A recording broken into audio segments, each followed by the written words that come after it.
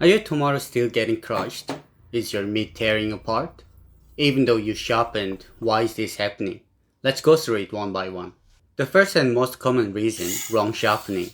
If the grit order is wrong, the angle unstable, or the stone uneven, your knife won't get sharp. No matter how long you sharpen, the edge won't form.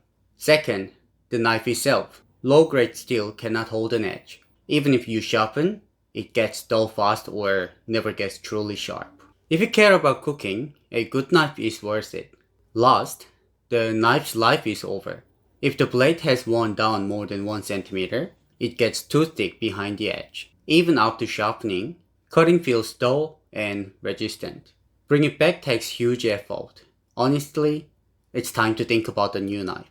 Today, I'll focus on proper sharpening, but I'll keep it simple, only what beginners really need. Let's get into it. By the book, when resharpening, you go 320, 1000, 5000 grit. That's what books like Togino Kihon also say. But buying 3 stone at once is expensive, so most people just maintain with 1000 grit.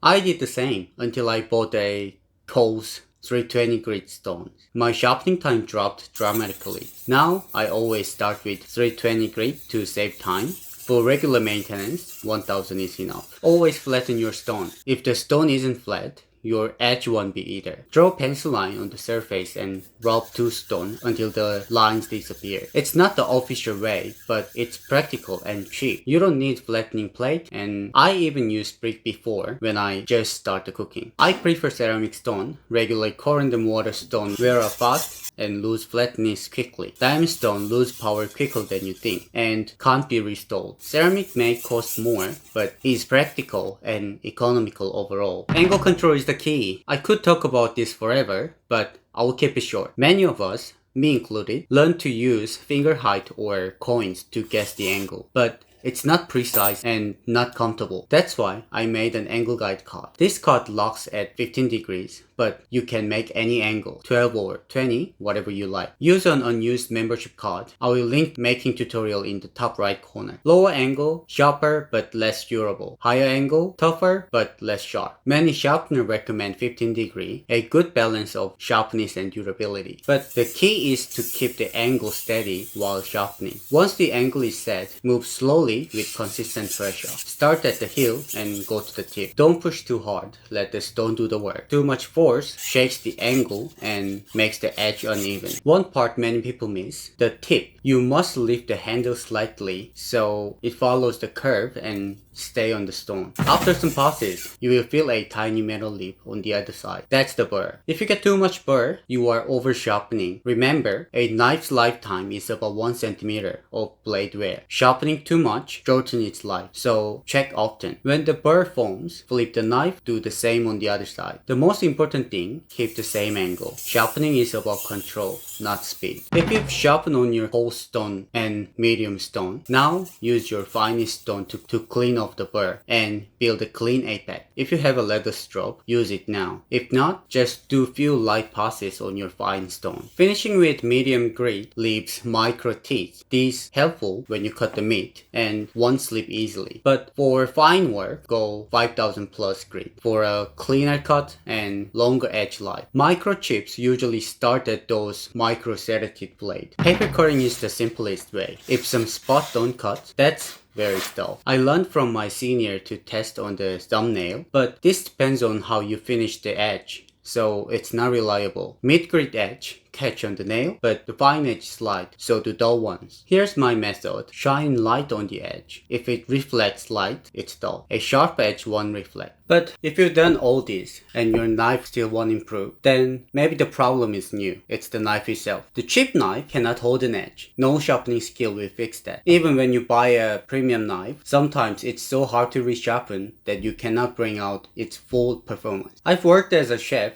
and also ran a side the sharpening service. That gave me many chance to see other chefs' knife and talk with them about their problems. From that experience, I create the knife that can solve this frustration. This is the Knox chef knife. It's sharp, yet easy to resharpen. I choose the premium stainless steel that's great for resharpening and treated it carefully to bring out its best qualities. Instead of chasing only extreme sharpness like many knives on the market, I focused on more practicality. Unlike other premium knives, it doesn't slip as much on the stone, so resharpening is faster. You can still bring it to a razor sharp edge, even sharp enough for pro kitchen. I also used my experience as a chef to design blade geometry for precise work and a weight balance that fits for pinch grip. Chefs who tested it gave great feedback, but no matter how well a knife is made, it still has to fit you. That's why we offer a 30 days test period, so you can try it without pressure. If you're working as a chef or